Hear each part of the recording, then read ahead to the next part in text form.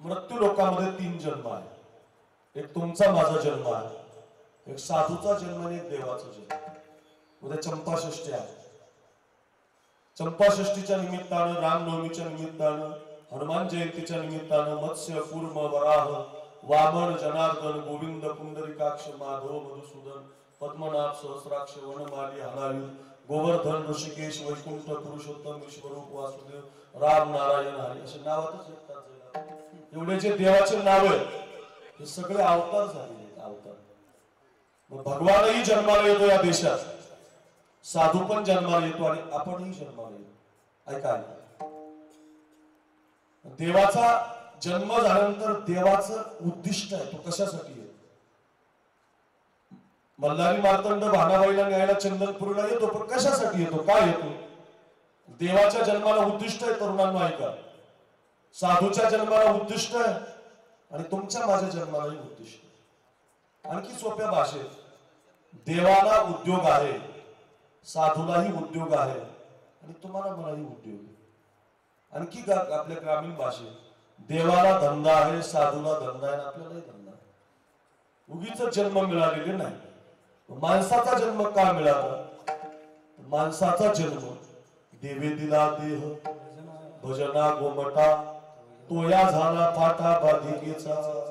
किती प्रमाण दिले इंद्रिये, हात पाय कान डोळे मुख बोलाया वचन, जेने तू जोडसी नारायण नासे जीवपद भवरोग. तुमचा जन्म काय उगीच मिळालेला नाहीये. स्त्रीचा असू द्या, पुरुषाचा असू द्या, माणसाचा जन्म संधीचं सोनं करण्याकरता मिळालेला आहे.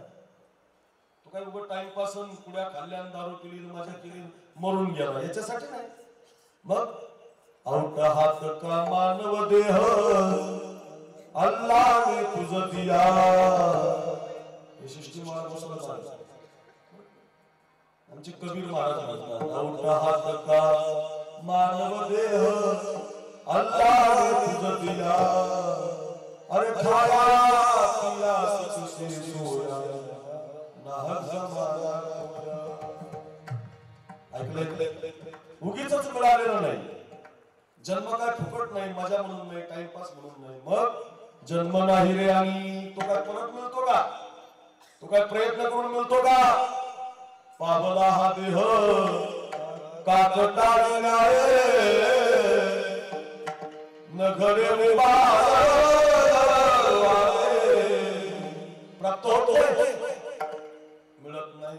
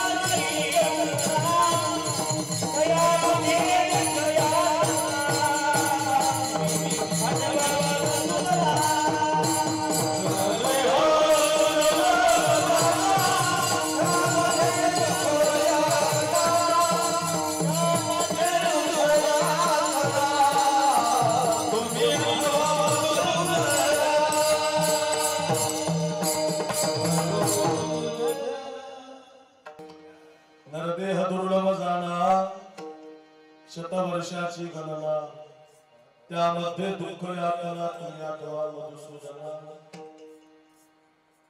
मनुष्याचा जन्म उगीच नाही या सिद्धांतावर होता. जन्म परत परत मिळत नाही, वारंवार मिळत नाही, कायम मिळत नाही. तू दौडू माणसाचा जन्म काय टाइमपास म्हणून मिळालेला नाही, मिळालेल्या संधीचं सोनं नाही तर माणसापेक्षा पशु पक्ष्यामध्ये चांगले गुण असतात. सध्या माणसं जे वागत नाहीत ते पशु पक्षी वागायला लागले. माणसं प्रेमानं वागत नाहीत, माणसं एकमेकावर प्रेम करत नाहीत, पशु पक्षी एकमेकावर प्रेम करायला लागले. आपलं परक त्यांना कळायला लागलं, आपले लोक जातीभेद करायला लागले, भांडण करायला लागले. खरं सांग, याच्यासाठी नाही जन्म. आपला जन्म संधीचं सोनं करण्यासाठी आहे. ऐका, कायम ऐका. त्या रामायणामध्ये तो केवट नावाचा एक पात्र आहे. केवट नावाडी येतो. पलीकडच्या काठाला, गंगेच्या काठाला तो उभा आहे आणि प्रभू रामचंद्राला वनवास मिळाला. राम, लक्ष्मण आणि सीतामाई अलीकडच्या काठाला उभे आहेत. नामदेव बाबा, संधीचं सोनं ऐका पोरांनो, घरी घेऊन जा. माझ्या मातांनी ऐका, पुरुषांनी ऐका. आणि पलीकडच्या काठाला तो नावाडी पाहिला. गंगा पलीकडे जायचं होतं. पूर्वी गंगेला पलीकडे जायला होडी नावाचं साधन असेल. आता पुलं बांधल्यामुळं सरकारने 2 मिनिटात पलीकडे जायला लागलं. पूर्वी होडी असायची, नावाडी असायचं. हाक मारली त्याला, हे नावाड्या, अरे अलीकडे. आणि तो नावाडी अलीकडच्या काठाला आला, माझ्याकडे बघा. आणि प्रभू रामचंद्राने त्याला विचारलं, काय रे तुझं नाव काय? तर तो नावाडी म्हटलं, माझं नाव केवट आहे. अरे वा, सुंदर नाव. ऐक ना, मी राम आहे, हा माझा भाऊ लखन आहे, ही माझी पत्नी सीता आहे. आम्हाला पलीकडच्या काठाला जायचंय बघ, तुझ्या नावेची गरज आहे. हात जोडले बरं प्रभू. मालेगावकर, चंदनपुरीकर, तालुका जिल्हा एकत्रित आलाय कीर्तनाला. सगळ्यांनी माझं एवढं वाक्य ऐका. ज्याच्याकडून काही मिळवायचं असतं त्याला हात जोडायचं. वर्गणी घ्यायची असेल तर छाती काढून नका मागू, हात जोडून मागू. 500च्या ठिकाणी 1000 देईल बघ. खरंच सांग, आमदार व्हायचं तुम्हाला, हात जोडा. सरपंच व्हायचं, हात जोडा. तालुक्याचं प्रमुख व्हायचं, हात जोडा. महाराष्ट्रातला नामांकित कीर्तनकार व्हायचं, हात जोडा. मी सांगत नाही, माऊली सांगता. थोरपणा पराची सांडीजे, व्युत्पत्ती आघवी सरीजे. जगा धाकुटे हुईजे ते जवळीक माझी. हे काय माझं नाही, ज्ञानोबांची मुली. नम्र झाला भूता तेने कोंडिले अनंताच्या. गौराई तालुक्याला, बीड जिल्ह्यात माझं गाव. गेवराईला 15 वर्ष बदामराव पंडित नावाचे आमदार होते. एखादी बाई जर सरपण घेऊन अशी मुली घेऊन रस्त्यानं चालली ना, माझ्याकडे बघा, तिचं सरपण फॉर्च्युनर मध्ये टाकायची आणि तिला तिच्या घरी नेऊन पोहोच करायची. मरुस तर माथाने दुसरं बटन दाबलं. हे कुठं शिकायला मिळतं? हे इथं मिळतं. नम्र व्हा, मी किती मोठा आहे, मी छाती काढून चाललो, चालणार नाही. तुम्हाला काही पाहिजे असेल तर हात जोडावे लागतील. मग तुम्ही देव जरी बनून आलात तरी, संत जरी बनून आलात तरी, आणि माणूस जरी बनून आलात तरी हात जोडावे लागतात. कायम ध्यानात ठेवा, हात जोडलेत केवळ मी राम आहे, ही माझी पत्नी सीता आहे, हा माझा भाऊ लखन आहे. पलीकडच्या काठाला जायचंय, नाव पाहिजे. तो केवट म्हटला, तुम्हाला नाव पाहिजे म्हणून मला बोलवलं होय? म्हटले हो. म्हटले तुम्हाला नाव पाहिजे खरं आहे, पण नाव मला तुम्हाला द्यायचे. या जगातला पहिला व्यक्ती बघा, देवाला नाही म्हणणार. आपल्या घरी राजा आला, साधा तालुक्याचा आमदार आला, तर तो जर म्हणला काय देऊ तुला, आपली किती पंचायत होते, काय मागावं आता. इथं विश्वाचा मालक म्हणतोय तुझे नाव पाहिजे, तो म्हणतो मला द्यायचे नाही. काय गोड प्रसंग जरा डोळ्यासमोर आला, फार गोड आहे. जयदीप महाराज, अरे का द्यायचे नाही नाव? तुझा तो उद्योग आहे ना, या काठचे माणसं पलीकडच्या काठाला सोडायचे, पलीकडच्या काठचे अलीकडच्या काठाला आणायचे. काय तुझी फीस असेल ती देऊ बाबा, का द्यायची नाही तुला नाव?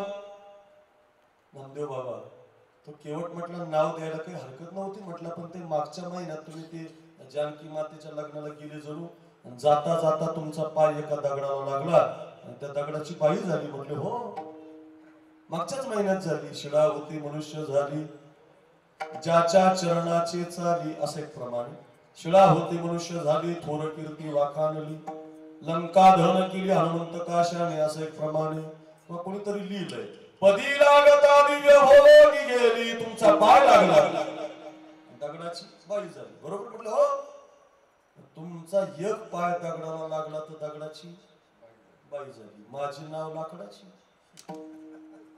माझे नाव लाकडाची. ती माझं पोट भरायचं साधन आहे. त्याच्यात तुमचे दोन्ही पाय माझ्या नावीला लागणार आहे. आणि त्या नावीची जर दुसरी बाई तयार झाली तर पहिली सांभाळता सांभाळता माझी नाकी नव्हे. कशाला तुमचे पाय लावायचे माझ्या नावेला? अरे म्हटलं असं कुठं होत असत झालं ना.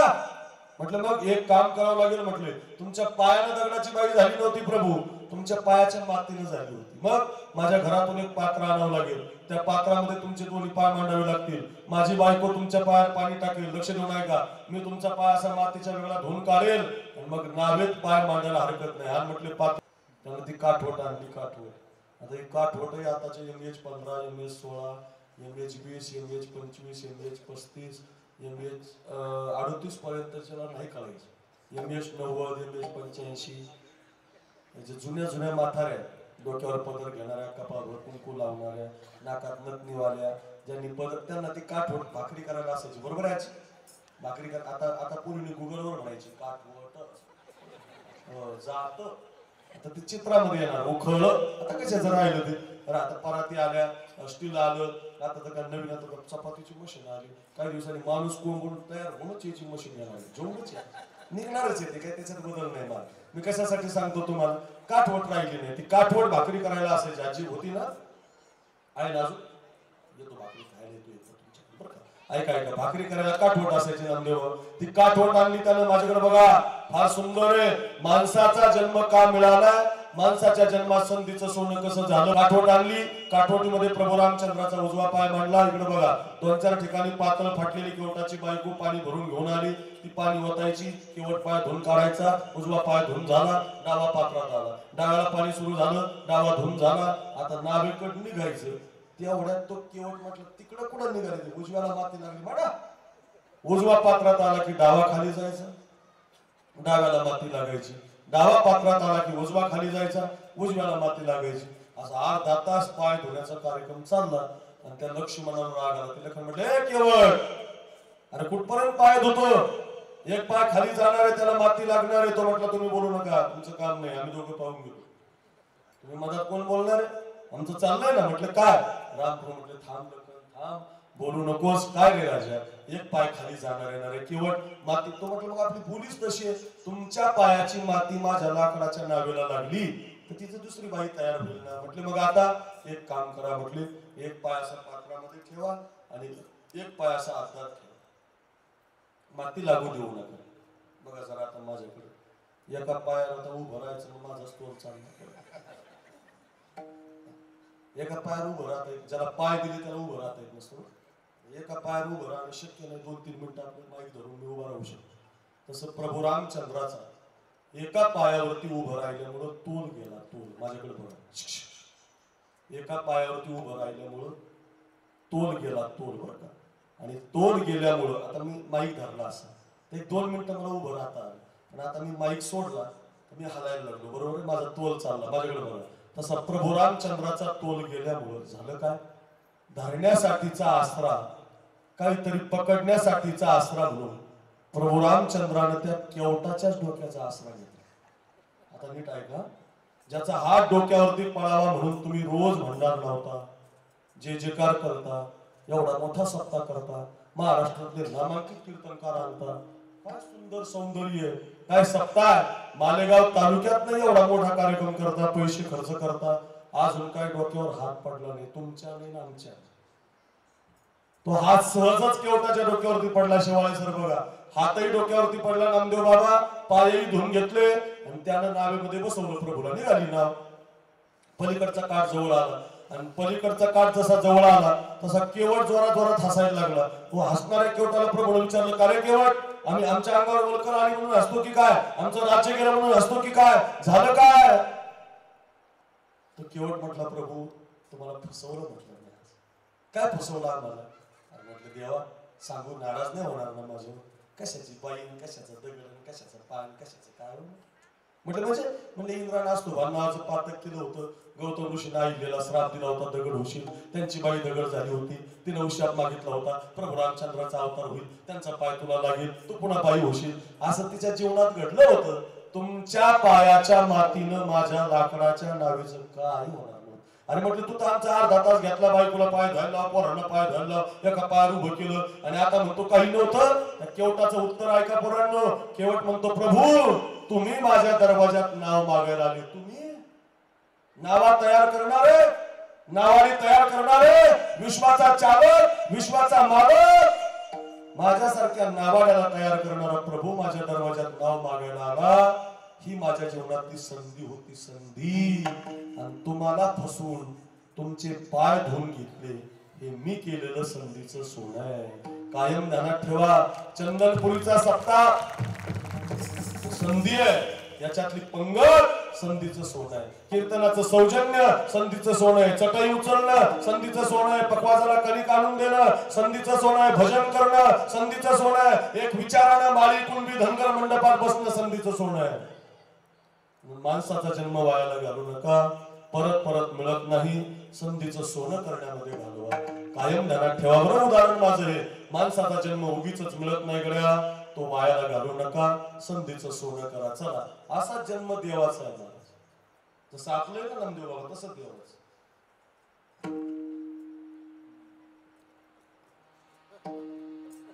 भक्ता कारणे घेतली से आई, भक्ता कारणे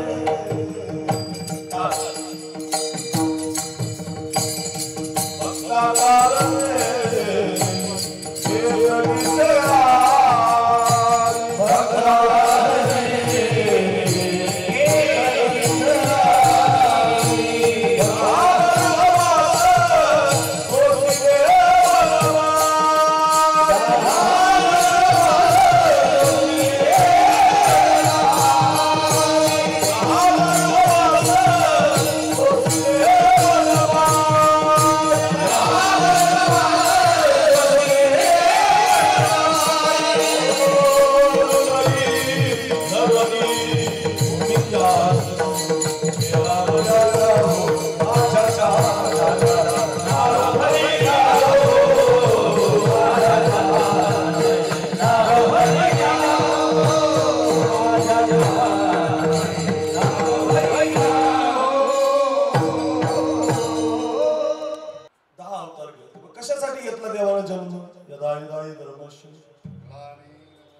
ग्लानिर्भवति भारत अभ्युत्थानं धर्मस्य तदात्मानं सृजामि. धर्म रक्षावया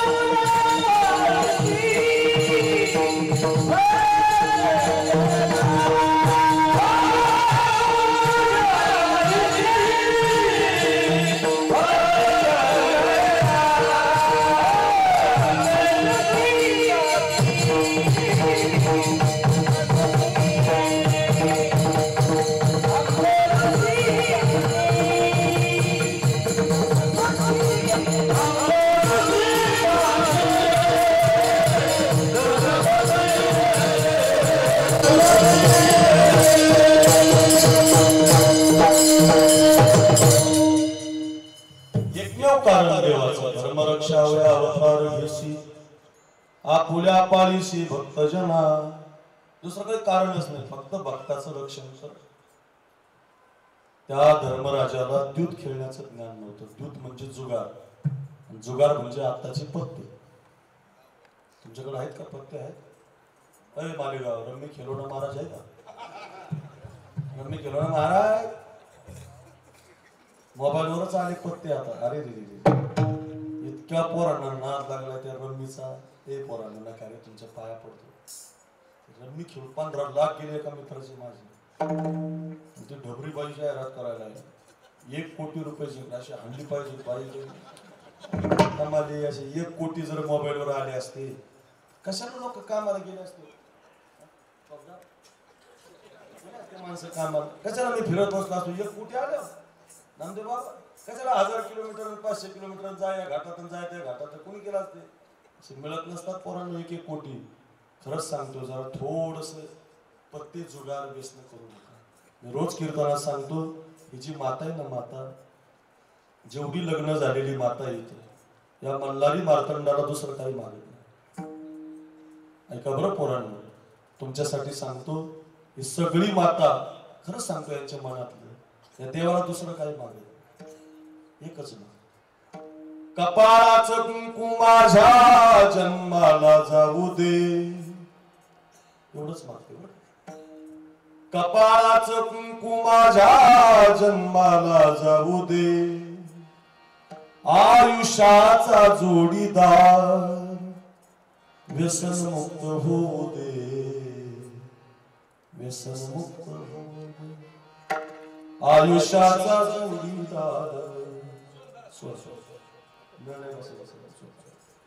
आयुष्याचा जोडीदार, आयुष्याचा जोडीदार.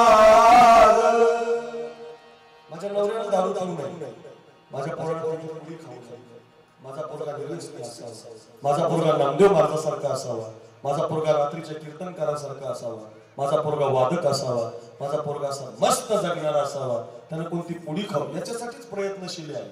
ती काही उगीच कीर्तनाला येत नाही. देवाला विनंती करते म्हणून पोरांनो, मोबाईलचं व्यसन थोडं कमी करा. पूर्वी पुण्याचं व्यसन होतं, आता मोबाईलचं व्यसन लागलं. कीर्तनकार कीर्तनात मोबाईल पाहायला लागला, गायक गाता गाता पाहायला लागला, वादक पकवाजावर मांडून पाहायला लागला, पिठीवाला मधात लावून पाहायला लागला, कीर्तनात बसलेले हळूच पाहायला लागले. बेकार झालं. 2 तास माणसं बिना मोबाईलचं राहू शकत नाही बघा. 2 तास शक्यच नाही. 2 तास शक्य नाही मला. 2 तासात 2दा का व्हायला तो पाहणारच. इंस्टा आला का, स्टोरी आली का, स्टेटस आला का, फेसबुक बंदच नाही. अवघड आहे महाराज. पोरांनो, माझा राग नका येऊ दे, मी तुमचा भाऊ आहे म्हणून सांगतो. मुलींनो, माझा राग नका येऊ दे, तुमचा भाऊ आहे म्हणून सांगतो. इतका नाद चांगला नाही. काही पोरं जेवता जेवता मोबाईल पाहतात. कधी बायको ताट घेऊन जाते मिळणे माती खातात. आमच्या बीडला एक घटना घडली आता, नामदेव महाराज, सत्य घटना. एक नवरा मोबाईल पाहता पाहता दुसऱ्याच बाईच्या घरात गेला. लक्षातच नाही त्याच्या माझं घर नाही. गेला मोबाईलच्या बरं जाऊ दे, त्याचं चुकलं वा, तो गेला गडबडीत काहीतरी कामात. त्या घरातल्या बाईनं तरी बघायचं ना, ती मोबाईलच खेळतो. तिचं मैत्रिणीला व्हॉट्सअप चाललं होतं, 300 उरले बचत गटाचे, 250 उरले, 200 नाही, ती आपली मेसेज करत होती. तिचं मैत्रिणीला चाललं होतं, तिला वाटलं आपल्या घरात दुसरं कोण येणार. नवरा पाण्यास तांब्या भरून दिला सरपंच विनोदराव. तेव्हा तिला वाटलं आता पाण्यास तांब्या भरल्यावर नवऱ्याला वाटलं तर आपलंच घर आहे, दुसरं कोण आहे. आता पाणी दिलं, त्याने खाली पाहिलंच नाही. ते बसलं सोफ्यावर मोबाईल खेळत, ही तिथं बसली मोबाईल खेळत. तिला मिळ नाही माझा नवरा नाही, याला मिळ नाही नामदेव बाबा माझी बायको नाही. तेवढ्यात तिचा ओरिजिनल नवरा आला. आता खरी गंमत आहे बघा, जे ओरिजिनल आलता का ओरिजिनल, ते पण मोबाईलच खेळत होत. हो, त्याला वाटलं दुसरी जोडी बसलेली, निघालं बाहेर. अरे तुझं घर आहे काय? हसण्यासाठी नाही, शिकण्यासाठी. पोरांनो, डोळे जातील, शरीर खराब होईल, मेंदू खराब होईल, बुद्धीमध्ये अविचार येतील, तुमच्या कुविचार येतील. सावधान. रम्मी बिम्मी खेळू नका, विनंती. पत्ते खेळू नका. जुगार कधीच खेळायचं नाही. धर्मराजासारखा राजा खेळला तर कवड्या उलट्या पडायच्या, त्या शकुनीच्या हाताला वरदान होतं, भांजे उलट्या टाकायचा कवड्या. 8 म्हणलं की 16 पडायचे, 16 म्हणलं की 4 पडायचे.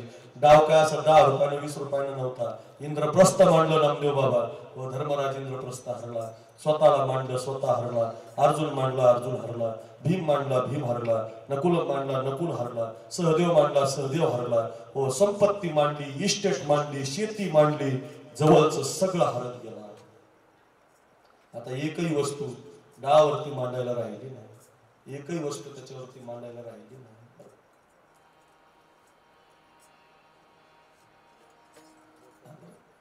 एकही वस्तू डावावरती मांडायला राहिली नाही. तो धर्मराजा म्हटला, दुर्योधना, हे दुर्योधन, आता माझ्याकडे डावावरती मांडायला वस्तू नाही, डाव मोडला पाहिजे.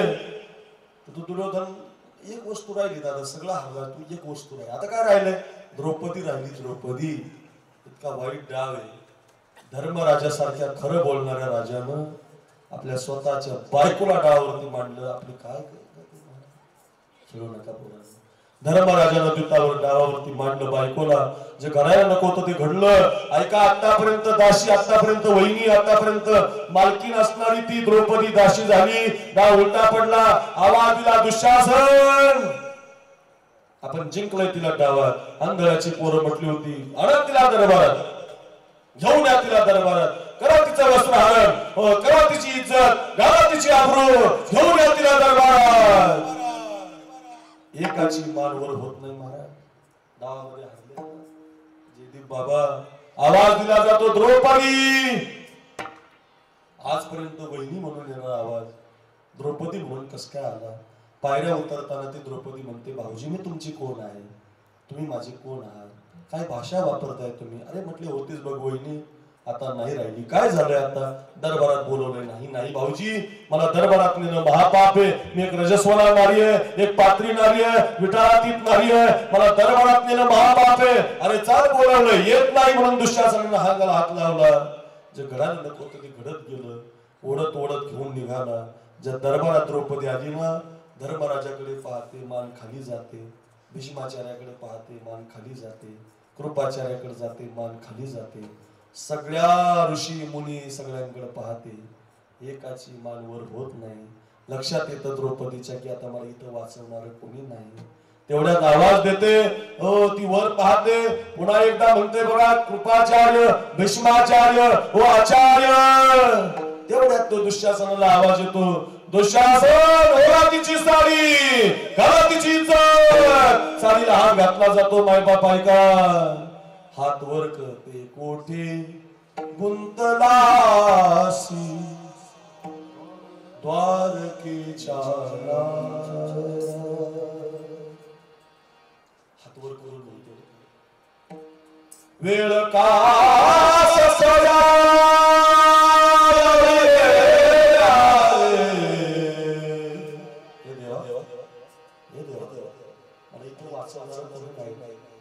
हे कृष्णा, हे काना, हे मुरारी, हे सख्या, मला इथं वाचवणार कोणी? कोठे गुंतला द्वारकेच्या. एकटा द्रौपदीचा भाव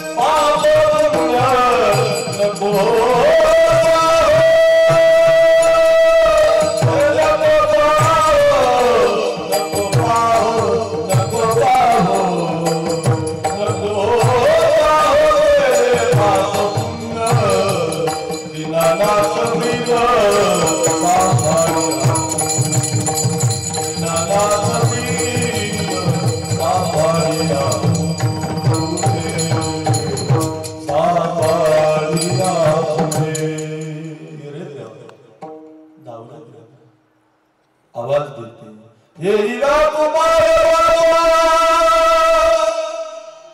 पंढरीच्या तुझं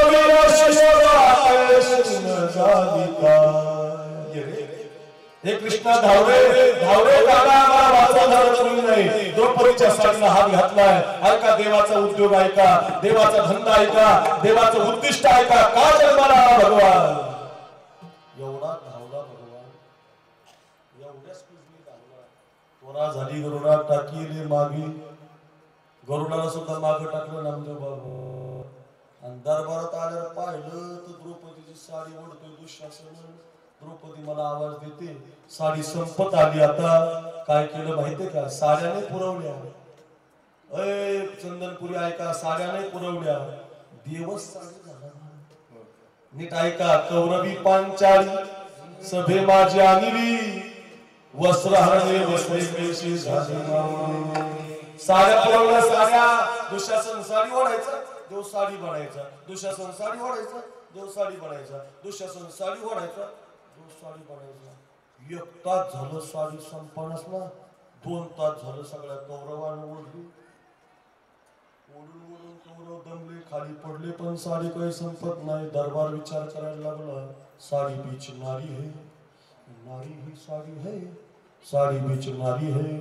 अरे कोणत्या दुकानातून? मालू दुकानात नाही, मालेगावला मालू दुकाने म्हणतात. मालू दुकानातून आणली की काय? या महिला आणतात तिकडून आणली की काय?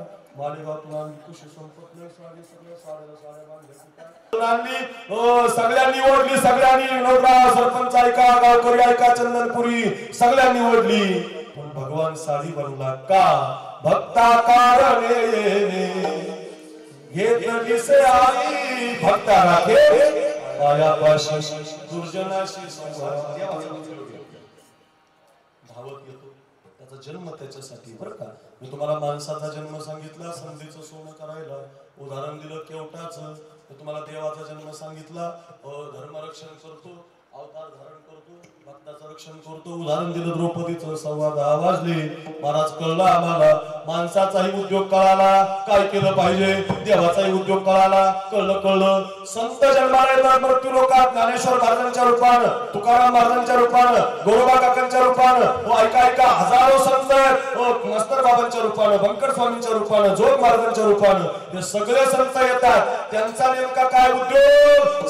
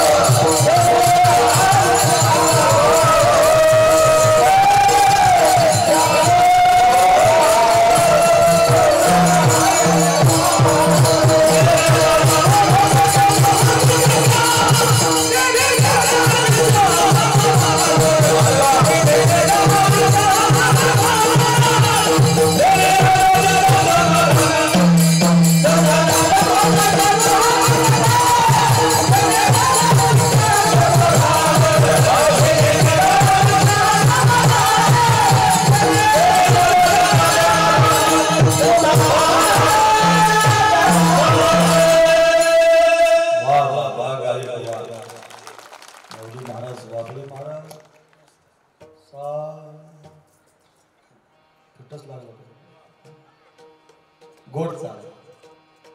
काय सदा नाम घोष आमचा उद्योग. म्हणजे साधूचा उद्योग काय? साधूचं उद्दिष्ट काय? सदा नाम घोष करू. नामदेव महाराज का ब्रह्मचारी राहिले तुम्ही? सदा नाम घोष करू, आमच्याकडून करून घेऊ. म्हणजे सदा नाम घोष करू, तुम्हाला कोण देऊ. म्हणजे उद्योग काय, माऊली महाराजांचा काय, मास्टर बाबांचा काय, तुमच्या भागात झालेल्या साधूचा काय, नवे नवे शेवाळे सर जेवढे कीर्तनकार येतात, उद्योग काय, सदा नाम घोष करू. नुसती सदा नाम घोष नाही, हरी कथा करू, सारखं भजन. साधूचा दुसरा उद्योग. एक गंमत सांगतो. धंदा हा छंदावर अवलंबून असतो. धंद्याचं फाउंडेशन छंद आहे. छंद लय अवघड आहे. व्यवहारातले वेगळे, परमार्थातले वेगळे. व्यवहारात काय कशाचा छंद आहे, काय खायचा छंद आहे. नुसतं खात राहतात. ही हॉटेल झाली की ती हॉटेल, तिकडे तिकडे स्टार्टर खा, रोट्या खा, काळा मसाला खा, खात राहतात. काही काहीला खायचा छंद, इतकं खातात मारा, कुठंही जातो मी ते असतात. इतका छंद. काय काहीला राहायचा छंद, राहायचा टकाटक राहणार, कपडे घालणार, भारीतले कॉटन घालणार, लिनन आणणार, टॉर्चचे कपडे घालणार, सारखा आरशामध्ये पाहणार, मी किती छान. त्याच्यात काय काही माहिती पट्टा करतो. महाराजच पावडर लावायला लागला, तुमचं काय. नटणी छंद आहे ना हा आपल्याला सगळ्याला. पुन्हा हा कीर्तनकार 50-12 आरशात पाहतो, फेटा घालतो.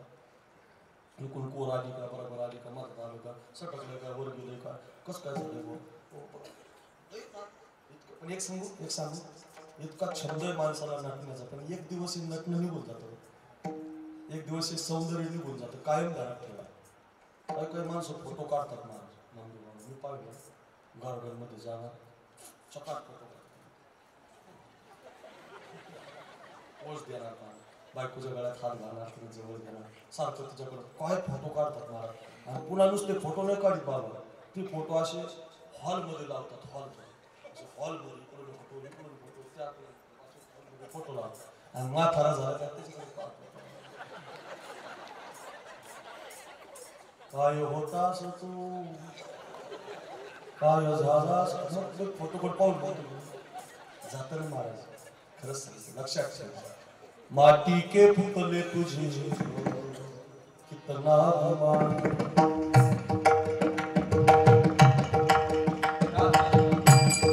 कवाली माटी के पुतले तुझे कितना अभिमान, माटी के पुतले तुझे कितना अभिमान. तेरी औलाद का तेरी क्या शान है. माटी के पुतले तुझे कितना अभिमान, माटी के पुतले तुझे, माटी के पुतले तुझे कितना अभिमान. अभंग सांगू, अभंग ऐक. साऱ्या बघिता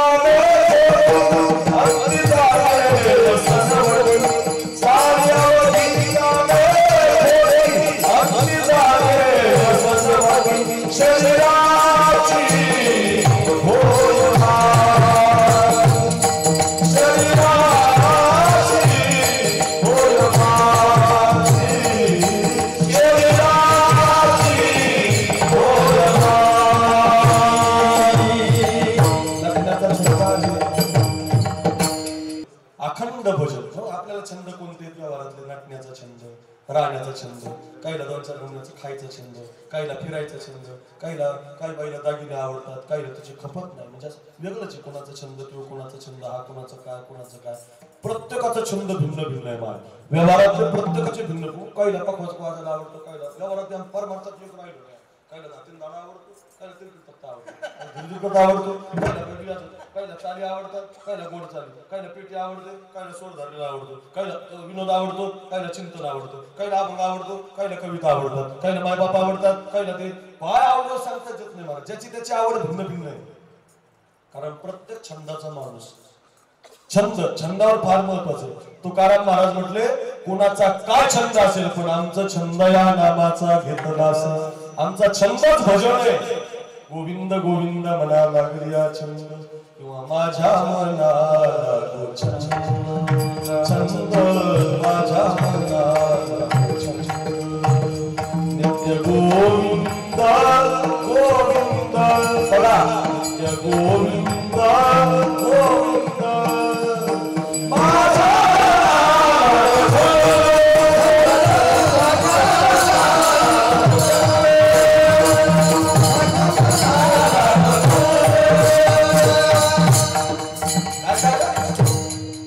नित्य गोविंद गोविंद नित्य भजन सदा नाम घोष करू नित्य भजनाचा छंद करू.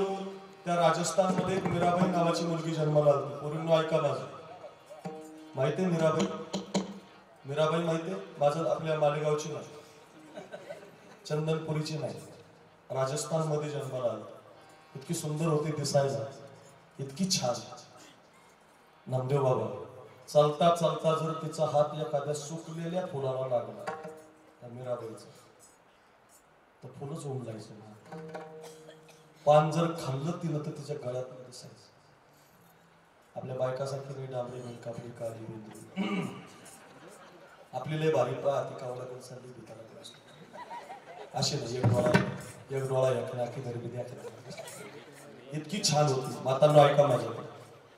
जन्माला आल्यावर सुकलेल्या कमळाच्या फुलाला हात लागला तर कमळ उमलावं. इतकी गोड त्वचा होती. जन्माला आली थोडीशी मोठी झाली 6 वर्षाची. त्याच्यात गर्भामध्ये असताना तिच्या आईने भागवत ऐकलं होतं. तसंच गर्भामध्ये पोरगी असताना जरा कीर्तन ऐकलं पाहिजे बाळ असताना. मग असा मकरंद दादा सारखा सैनिक जन्माला येतो, एखादा वादक जन्माला येतो, नामदेव बाबा सारखा साधू जन्माला येतो, कीर्तनकार जन्माला येतो, भगतसिंह जन्माला येतो. गर्भाची आवडी मातेचा गुण म्हणून 5वा 6वा 7वा 8वा 9वा महिना लागला कीर्तनाला आलं पाहिजे. माताने कीर्तनात संस्कार पडतात ना. शिवाजी राजा ऐकायला मिळतो, तानाजी ऐकायला मिळतो, भगतसिंह ऐकायला मिळतो, केवट ऐकायला मिळतो, जनाबाई ऐकायला मिळते, संत कथा ऐकायला मिळतात, शूरवीरांच्या कथा ऐकायला मिळतात. गर्भामध्ये संस्कार होतात. भागवत कथामध्ये ती आई जायची आणि रोज भागवताचा विषय असायचा कृष्णाला गवळणीने पती मानलं. देव त्यांचा पती नाही पण कृष्णाला गवळणीने पती मानलंय. ती राधा म्हणते कबार तो राधा बनत मेरे साथिया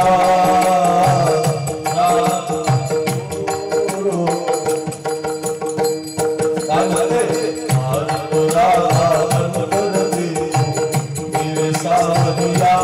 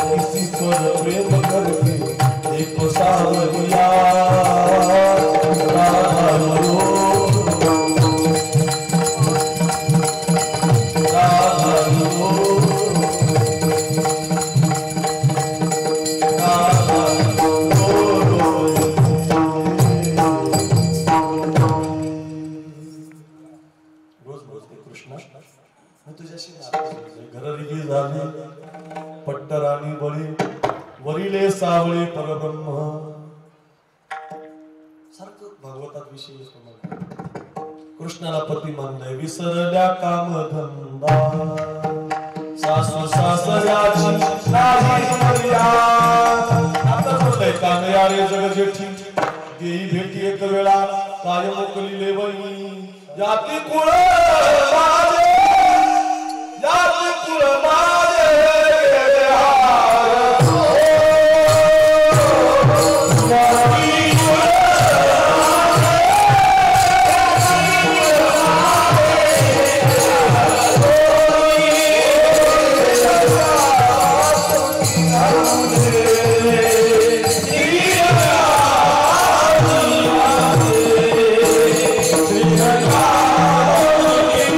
Yeah.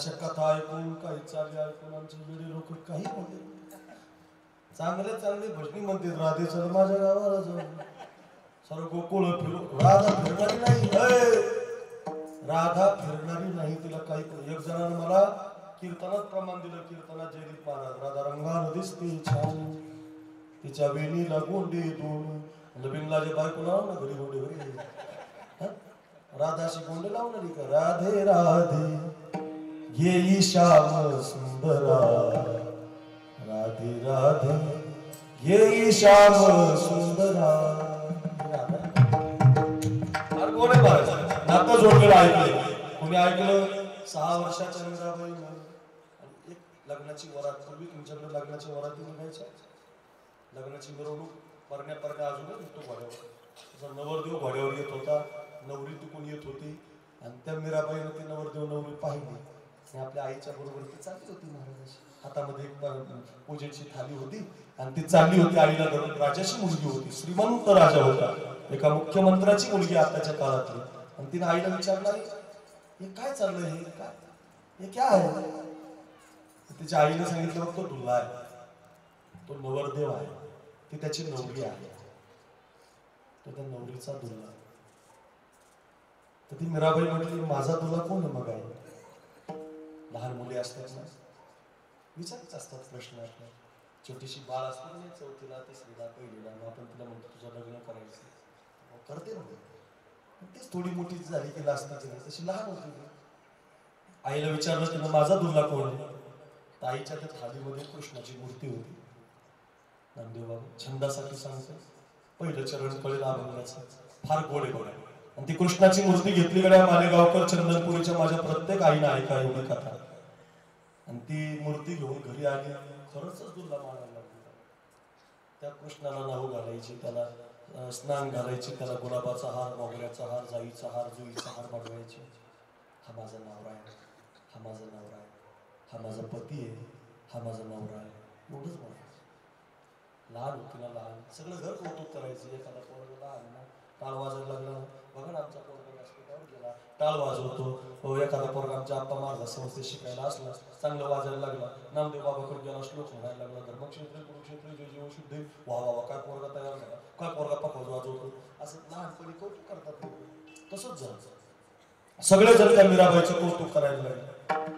पण हळूहळू मीराबाई 18 वर्षाची 18 वर्षामध्ये आपल्याकडे मुलीचं लग्न करतात तिला अनंत राजाची ठेपे यायला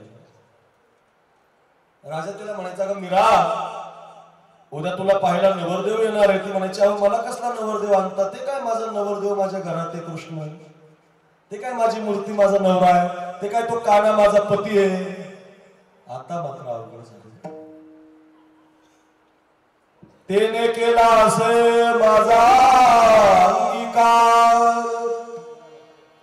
नामदेव बाबा प्रमाणे नामदेव राजाचं चरित्र आहे नामदेव राजाने तेने केला असे माझा अंगीकार तेने केला असे अंगीकार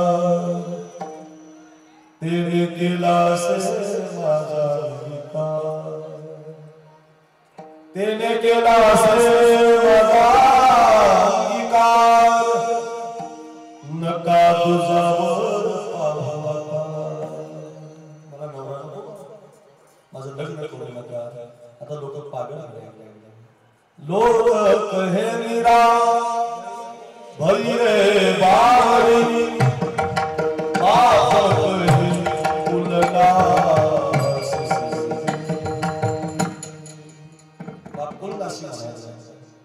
विष का प्याला राजा जी ने भेजा पीबत पीबत मीरा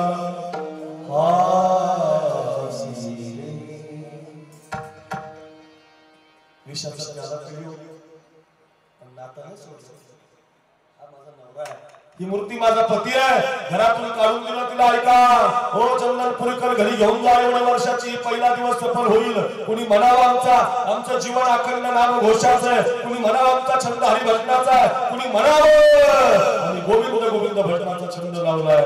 घरी घेऊन जाई एवढी कथा माझा प्रवास सुखाचा होईल. एक वर्षभर तुमच्या मीराबाई घरात राहील. घरातून काढून दिलं तिला नावडी जन धन माता पिता विषय तो त्यांचा झाला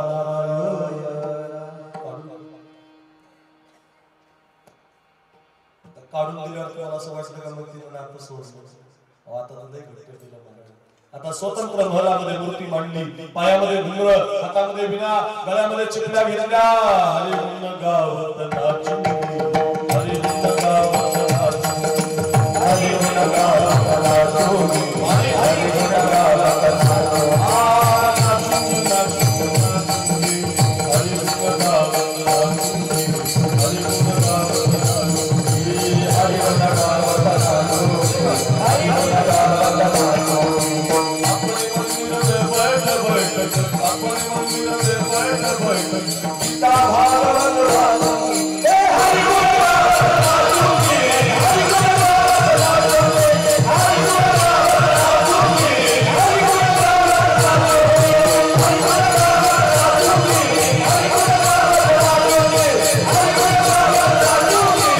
गुण राजू के हरि गुण गावत नाचून, हरि गुण नाचून कोणतं कीर्तनात नाचताय असं हसरा करत नाजूक असतं आनंदी निर्भर असतं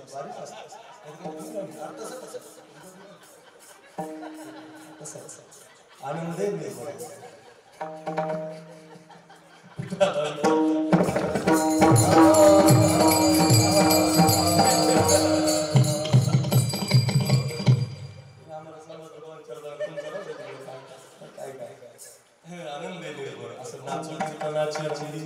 ज्ञान दीपला अशी मस्त नाचायला लागली.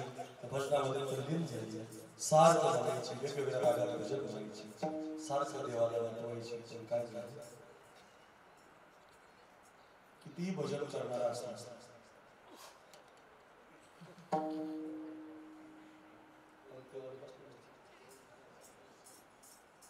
मिरच्या मिरची नामदेव बाबा माझ्याकडेच बघा मीच पाच मिरच्या एवढ्या चपाती एवढ्या भात एवढ्या जिलेबी.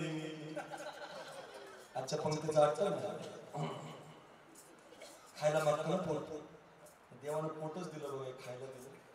लोक म्हणतात ना महाराज लोकांना पैसे खायला लागते दुसरं कशाला, गाडीला खायला नाही मला खायला लागतं की नाही. तसं ते मीराबाई आता भजन करतील आई बोलत नाही. बाप तर विशेष द्यायला निघालाय, तिला जेवण कोण दिलं बरं. लहानपणापासून कधी राजाची मुलगी असल्यामुळे स्वयंपाक केला. 4 दिवस गेले मकरंद दादा, 4 दिवस गेले नामदेव बाबा, मयूर महाराज, गणेश महाराज, जगदीश बाबा, बाबळे बाबा. अन्नामध्ये कण नाही त्याच्यात. गावातल्या एका म्हातारीला माहिती झालं, लांबच्या गल्लीत राहणारी म्हातारी, तिने वेगळा स्वयंपाक केला असा डबा भरला आणि म्हातारी मीराबाईच्या मला डबा घेऊन मागून मीराबाईने जेवण केलं. मीराबाई भजन करायची, म्हातारी जेवण घेऊन मांडायची. असं 6 महिने झाले.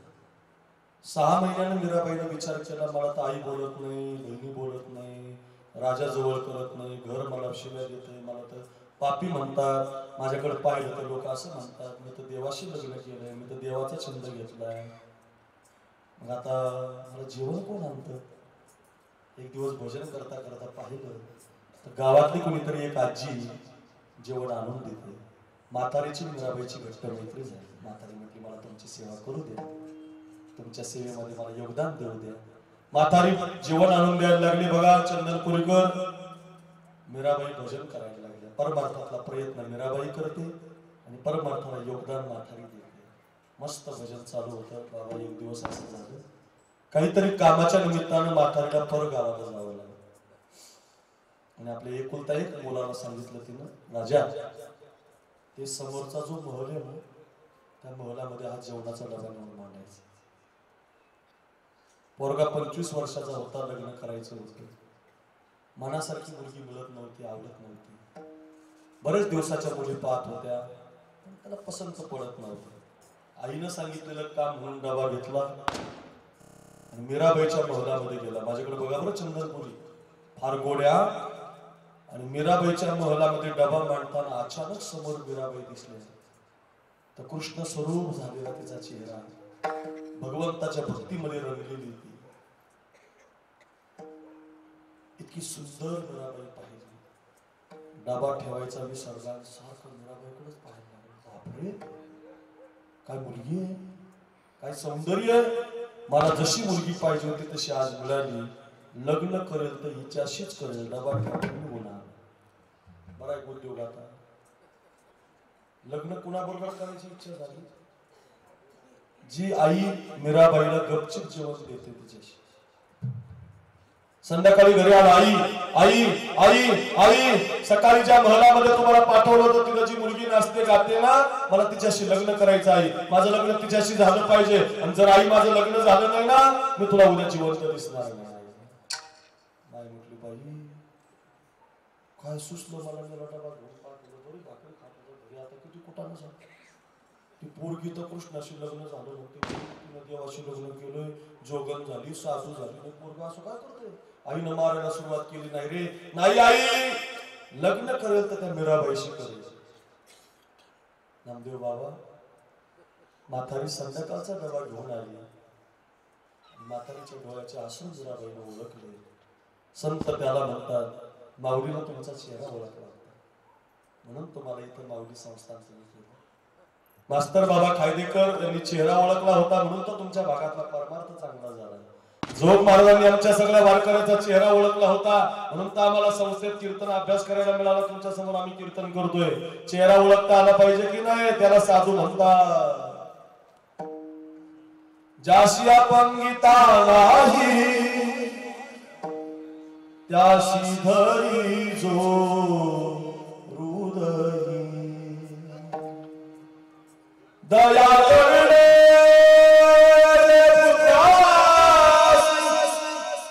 तेच दास तुका म्हणे सांगू किती, तोची भगवंताच्या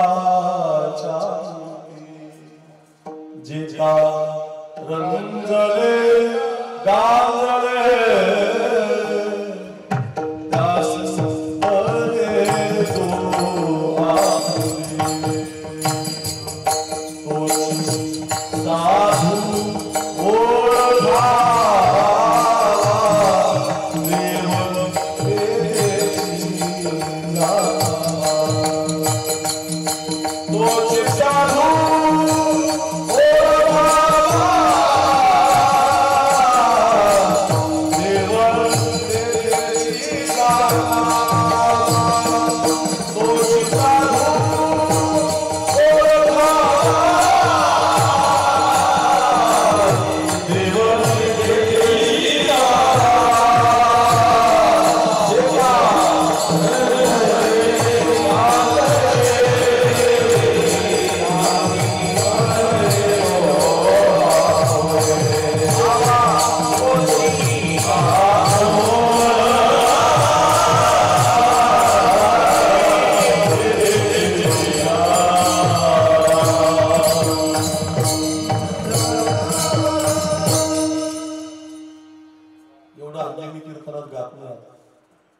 नामदेव महाराज त्यांनी मला हातात हात घेऊन म्हटले, बाबा तेवढ्यात साधी म्हणावं, तुमचा आवाज ऐकला की आमचं मन भरून येतं, हृदय भरून येत नाही. खूप 200 चाली आहेत महाराज.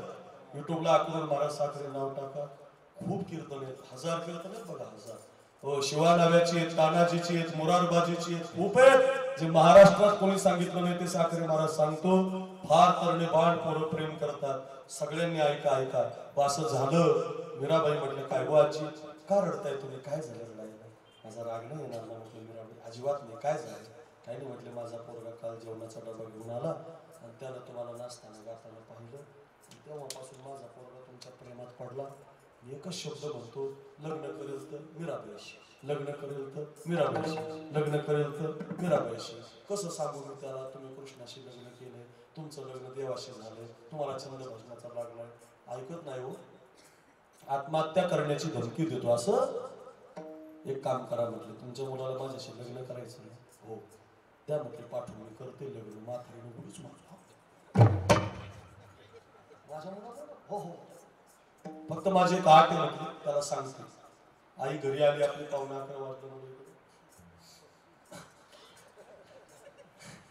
आई घरी आली, आई म्हटली, बाळा जमलो तुझं, बाळानं 2-4 मुलं मारले, पळतोच आला, धावतच आला. मीराबाई माझ्याशी लग्न करणार?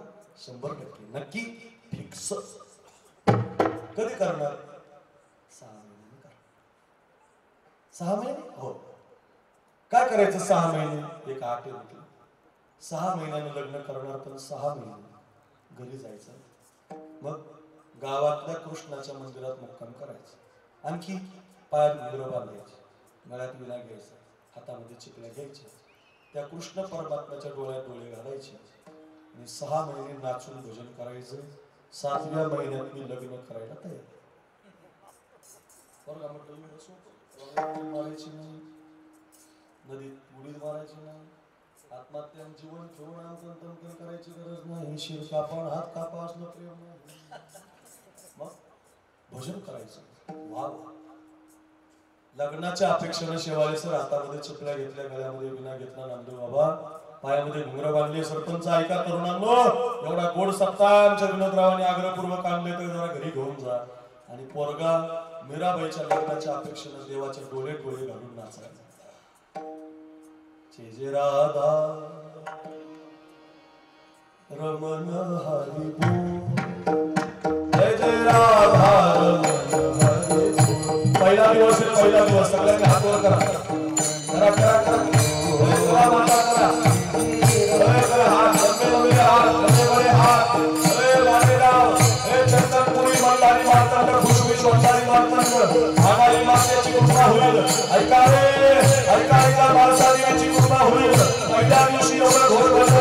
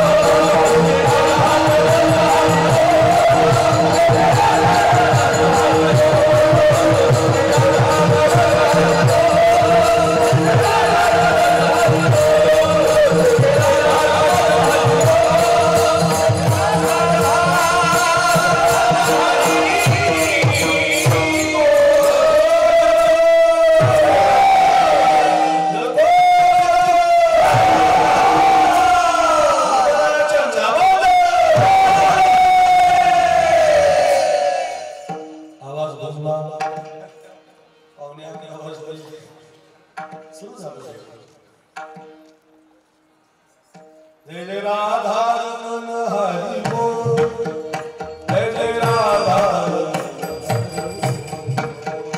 जय जय राधा रमण हरि बोल, जय जय राधा, जय राधा.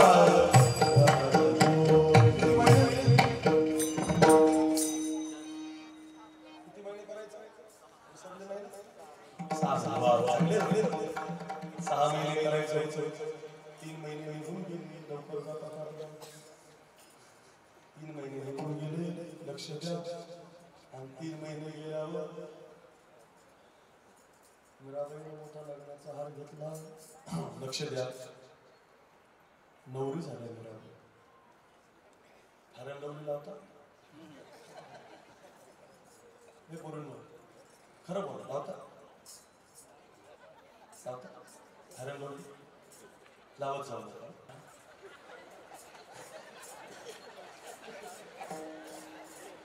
जुने लोक नाही अहो ते बाया असेल पोरं लावा लागले पोरं दाढी करताना ना विलावतो फॅरन लवली गोरा होत ना बरं का नीट ऐका तुम्हाला गोरच व्हायचं असेल तर 2 किलो काजू 2 किलो बदाम मार्केट मधून घेऊन या मालेगावची पाट छटाक काजू छटाक बदाम रोज खा चेहरा गोरा झाल्याशिवाय राहणार नाही लोक म्हणते काजू लई महाग आहे बदाम लई महाग आहे तर येड्या फॅरन लवली महाग आहे 40 रुपयाला 80 ग्राम हिशोब काढा 4000 रुपये किलो आहे किलो अजून एकही माणूस बरा झाला नवरी झाला मीराबाई माझ्याकडे बघा लग्नाचा हार घेतला म्हातारी बरोबर म्हातारी म्हटलं अजून 3 महिने बाकी म्हटले 3 महिन्यावर तिथी नाही चला याच महिन्यात उरकायचं पोरगा मात्र तिथं भजन करत होता जय जय राधा जय जय राधा जय जय राधा जय जय राधा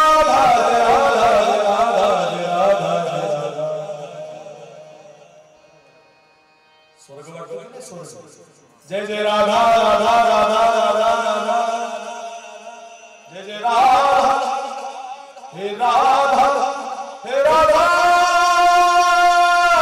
जय जय राधा राधा राधा जय जय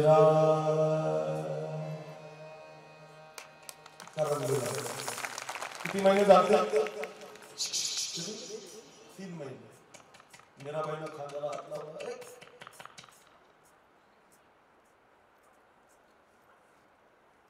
माग पाहिलं आणि मीराबाईला पहिला प्रश्न विचारला कोण आपण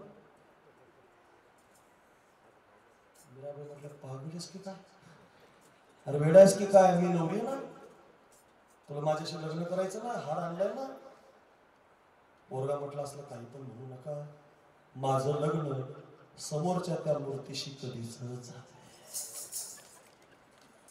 मग गोविंद ते काया भेद नाही देवा तया कधी सदा घोष करू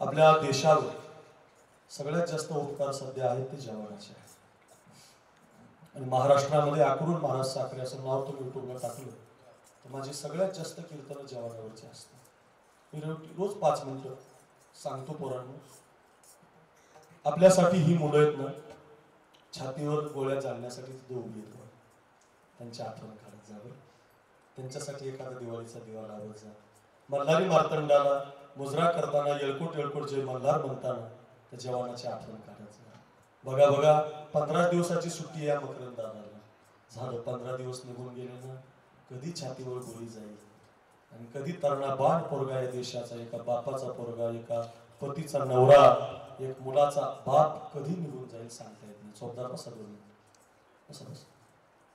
आपल्या मालेगावच्या पलीकडून येवल्याच्या पलीकडून नगर जिल्हा लागतो नगर जिल्ह्यामध्ये पारनेर तालुका त्या पारनेर तालुक्यामध्ये एक राळेगण सिद्धी नावाचं गाव आहे त्या राळेगण सिद्धीला आता एक 11 महिन्यापूर्वी सौरभ आवटी नावाचा एक पोरगा शहीद झाला 5 मिनिटं ऐका झाले माझं कीर्तन त्या सौरभ आवटीचं वय 22 वर्षाचं असताना त्यानं संभाजीनगरमध्ये खूप व्यायाम केला पोरांनो खूप अभ्यास केला मिलिटरीच्या परीक्षेत पास झाला 23, 24, 25 जे मराठा बटालियन आहे काश्मीरमध्ये मकरंद दादांना विचारा त्याच्यात तो जॉईन झाला त्याचा बाप कमिशनर आहे मुंबईला, 1 लाख 1.5 लाख पगार आहे.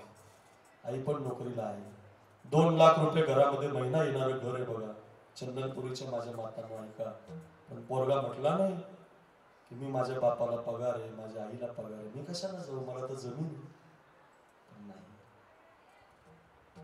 आईच्या गर्भात उमगली झुंजाराची तलवारीशी जडली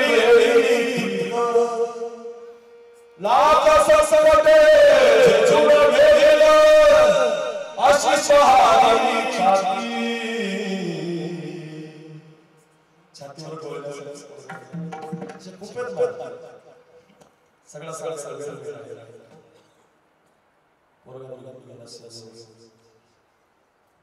18, 19, 20, 21 आणि 22 5 वर्ष देशासाठी मकरंद दादा लढला आणि 2022 साली तो कॅप्टन झाला. कॅप्टन 25 पोरं त्याच्या हाताखाली आली, 50 पोरं त्याच्या हाताखाली आली. तिथे दहशतवाद्याला त्यानं मारलं, कितीतरी लढाया जिंकल्या. सीमारेषेच्या पलीकडे जाऊन आपला झेंडा त्यानं उभा केला. भारत माता की जय, वंदे मातरम याच्यासाठी लढला.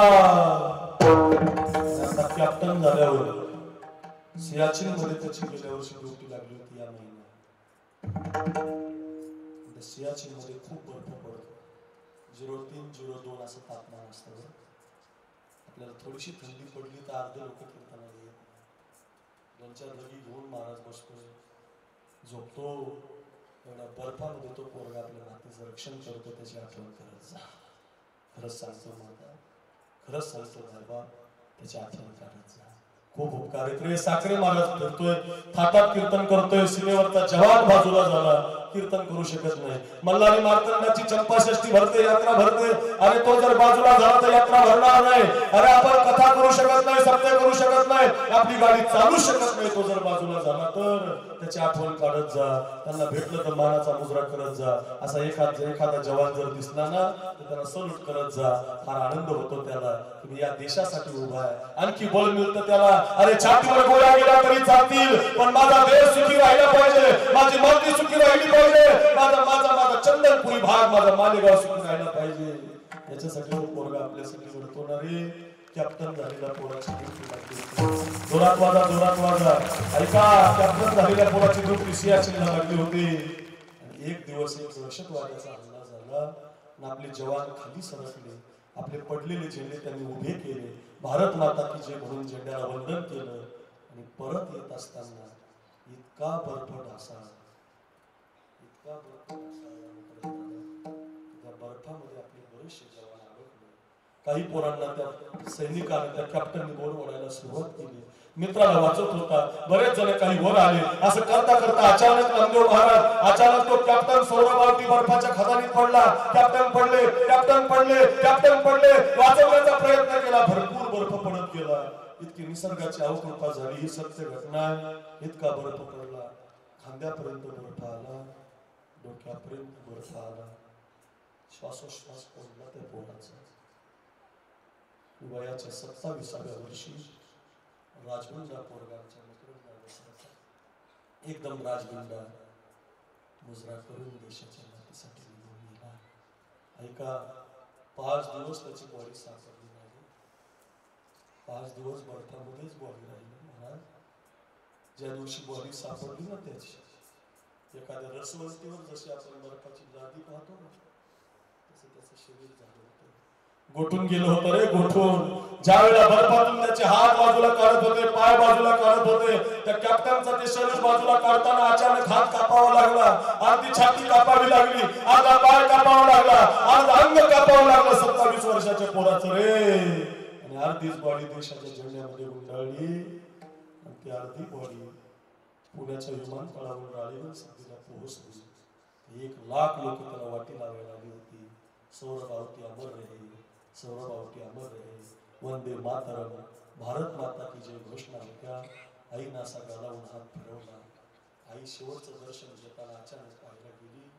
माझ्या लेकराला हात, माझ्या लेकराचा हात घालून पुढे, माझ्या बाळाची छाती पुढे, माझ्या बाळाचा हात पुढे, हंबरडा फोडून माय विचारत होती. शासकीय इतमामात संस्कार करायचे जवान सांगत होते, आई तुमचा पोरगा देशाच्या मातीसाठी गेला, त्यांचा हात तोडावा लागला. 11 महिने झाले त्या घटनेला. ती आई हाताने जेवण करत नाही, हाताने जेवण नाही. ती म्हणते माझ्या बाळाचा हात कस काय गेला, माझ्या बाळाचा अर्ध अंग कुठं गेलं, भिंतीला टेकून आहे रे. अशी एखादी माय आपल्या लेकराला देते. 27 वर्षाचा पोरगा पुढे मरत असतो. तो तुमच्या माझ्यासाठी जर छातीवर गोळ्या झेलत असेल ना, तर खरंच देशाचा भक्त आहे, तो देवाचा भक्त आहे. त्याला मुजरा करत जा, त्याची आठवण काढत जा.